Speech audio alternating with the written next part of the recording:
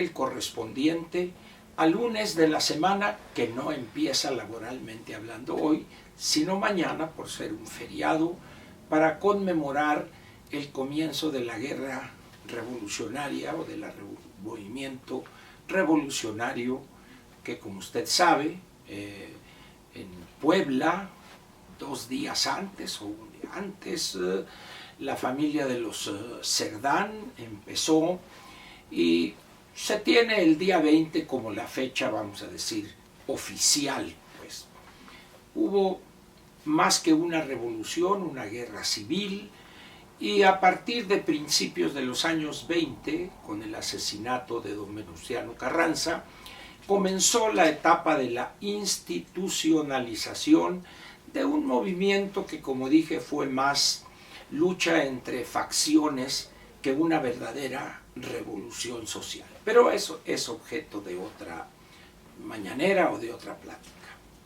Entonces, voy a comentar con usted algo relacionado con lo que planteé en la mañanera del viernes, en relación con estas posibles declinaciones de ambas candidatas, o, en caso de ser necesario e imperativo, pues habría una decisión de los partidos que apoyan a cada una de esas candidatas a bajarlas de la contienda y designar a otros candidatos o candidatas, si es usted de los que no hablan bien el español y no conocen lo que significa el masculino inclusivo, que es algo que en la gramática española es algo de uso y además correcto. Hice aquella pregunta como una simple provocación para ver qué era lo que opinaban algunas personas que estuvieran dispuestas a hacerlo. Y quiero decirles que las respuestas fueron numerosas, pero en el caso de la ingeniera me sorprendió sobremanera, gratamente además, que el 100% de las respuestas plantearon que fuere sustituida por el maestro Enrique de la Madrid. Y en el caso de la anticientífica, casi todos propusieron a Ebrard, lo cual habla de un poco entendimiento de la política y de quién es verdaderamente un personaje perverso y corrupto como Marcelo Ebrard, y unos pocos propusieron, más conocedores quizá de la política y de los antecedentes del otro político que mencionaron, fue Ricardo Monreal. Pero vamos a decir que aquello lo hice como una simple provocación para llegar al tema que voy a comentar hoy con ustedes. Cuando yo hablé de aquella declinación, dije, y si recuerda usted, el minuto exacto y los segundos a los 5:44, dije, esto a mí en lo personal me parece remoto. O sea, ahí estaba diciendo que no lo veía yo como algo viable, como algo que se iba a dar. Muy bien. Llegamos pues a este lunes. La política, entendida en su sentido amplio, es una guerra por otros medios. No recuerdo si fue esta frase del mariscal von Clausewitz, que dijo que la política es la continuación de la guerra por otros medios. Y la guerra es la continuación de la política por medios violentos. Sin embargo, hay una cosa que poca gente se da cuenta de ella y que los que se dan cuenta no quieren comentarlo. Bien, ¿qué pensaría usted si yo le dijere que lo más conveniente para la oposición es que la ingeniera sea derrotada? Ojo, sea derrotada y que la oposición gane la mayoría absoluta en el Congreso. A la inversa, lo peor que podría suceder para la oposición es que la ingeniera ganare y que perdiere la oposición el Congreso. ¿Por qué? ¿A qué se debe esto? A la simple y sencilla razón que si llegare a ganar, cosa que mi opinión personal es que no va a suceder, la ingeniera, ¿imaginan ustedes a quién le iban a estar reclamando el no tener dinero para este programa, para el otro, para más allá? ¿A quién le iban a estar reclamando el que iba a continuar el crimen? ¿A quién le iban a reclamar que no hubiera medicinas, que no hubiera recursos para reconstruir los sistemas públicos de salud y educación, etcétera, etcétera? ¿A quién iba a ser? A la oposición y específicamente al gobierno encabezado por la ingeniera Xóchitl Gálvez Ruiz. ¿Y dónde quedaría Morena a salvo del desastre que ha generado en estos 5 años? Por esa razón, por esa simple razón, nos conviene como oposición que la anticientífica sea la ganadora. ¿Por qué razón?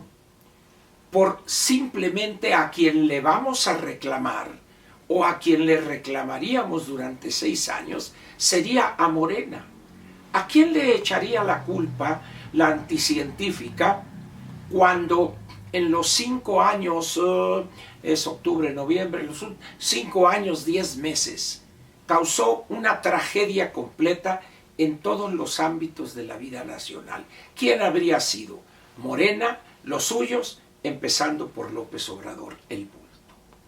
Y eso contribuiría al descrédito de esa cuarta transformación, a la exhibición de su incapacidad, de su ignorancia, del daño que le habrían causado a México frente al mundo, frente al resto del mundo, y que intentarían continuar en ese daño, ponerle un segundo piso a la 4T, una bola de tonterías para las cuales no tendrían recursos, ni para terminar Dos Bocas, ni para terminar el Tren Maya, ni para echar a volar la línea aérea mexicana, etc. Mucho menos para combatir la inseguridad, vamos a decir, reponer la infraestructura que está destrozada, etcétera, etcétera. A ellos les estaríamos señalando, reclamando y exhibiendo el daño que habrían causado en 5 años, 10 meses.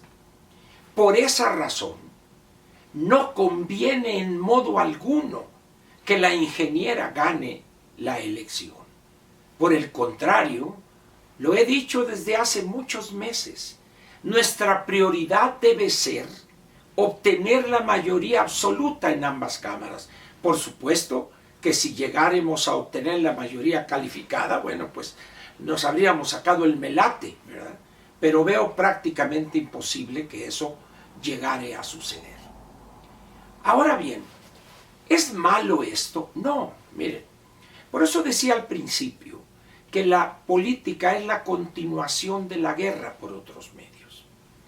Y en las guerras hay batallas que se dan, hay batallas para perderlas, porque el objetivo es ganar la guerra, no ganar 1 o 2 batallas. Yo no sé cuántos de ustedes conozcan con cierta profundidad lo que sucedió en Vietnam, o la guerra de Indochina, con la presencia francesa. Casi todo el mundo habla de la derrota de las tropas francesas en el lugar que se llama Dien Bien Phu, y dirigidas las tropas de Vietnam del Norte por el mariscal Nguyen Von Giap, etc. Y que aquello había logrado derrotar a los franceses. ¿Saben ustedes que esa derrota le costó más caro a las tropas de Vietnam por los miles y miles de soldados que fueron enviados al sacrificio a una muerte segura? Pero aquello no importaba en lo militar, importaba en lo político. ¿Quién terminó ganando la guerra de Vietnam? Los insurgentes, los Vietcong, etcétera, etcétera. Por eso en la política es lo mismo. Los partidos, algunos que le entienden, no todos los de sus dirigentes le entienden, pero hay uno que otro que más o menos le entiende, ¿verdad? Pero la inmensa mayoría son improvisados, son arribistas, oportunistas. Pero los pocos que le entienden saben perfectamente que hay derrotas donde uno termina ganando. La derrota en la batalla por la presidencia de la ingeniera Xóchitl sería la gran victoria política e ideológica de la oposición, porque al muy poco tiempo, 12, 18 meses, Morena y los suyos y el gobierno de la anticientífica habría quedado exhibido completamente en su podredumbre, en su corrupción, y eso, si entendemos ese fenómeno, estaríamos asegurando el triunfo en el año 2030. Sin embargo, ¿qué es lo que pasa aquí? La política en México dice que la practican millones. Eso es falso.